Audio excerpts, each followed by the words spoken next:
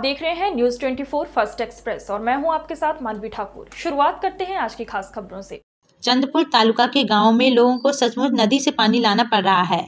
इस पानी में कई गांवों का गंदा पानी आ रहा है।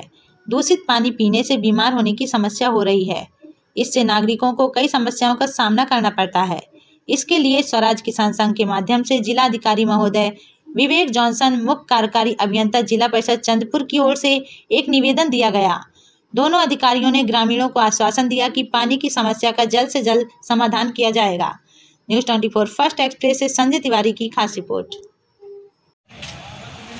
चंद्रपूर तालुक्यातील बेलसरी गावामध्ये पिण्याचा जो पाणी आहे ते पाणी खूप गढूर आहे। त्याचं कारण की ते नदीचं पाणी आहे आणि नदीचं पाणी डायरेक्ट नदीवरती जे टाकी आहे त्या टाकीवरून ते पाणी नळाला येतात आणि घरोघरी त्या नळाला दूषित पाणी, हे असं दूषित पाणी म्हणजे हे ते बेलसरी गावातले गावकरी लोक हे असं दूषित पाणी प्यायला वापरतात। जे पाणी आपण बाथरूममध्ये वापरत नाही ते पाणी त्या बेलसरी गावातले लोक दूषित पाणी प्यायला वापरतात आणि त्यामुळे रोगराईचे प्रमाण जास्त वाढलं आहे। त्या ठिकाणी पाण्यामध्ये जंतू असल्यामुळे, केमिकलचं पाणी असल्यामुळे अनेक कंपन्याचं पाणी, अनेक नद्या नाल्याचं पाणी, संडास बाथरूमचं पाणी ते पाणी त्या नदीत येतात आणि त्या नदीचं पाणी कुठल्याही प्रकारचं फिल्टर नसल्यामुळे, बेलसरी गावामध्ये फिल्टर प्लांट नसल्यामुळे, आरो नसल्यामुळे त्या ठिकाणी लोक ते दूषित पाणी पितात आणि त्या ठिकाणी खाजेचे प्रमाण, गर्भपिशवीचे महिलांना प्रॉब्लेम होत आहे।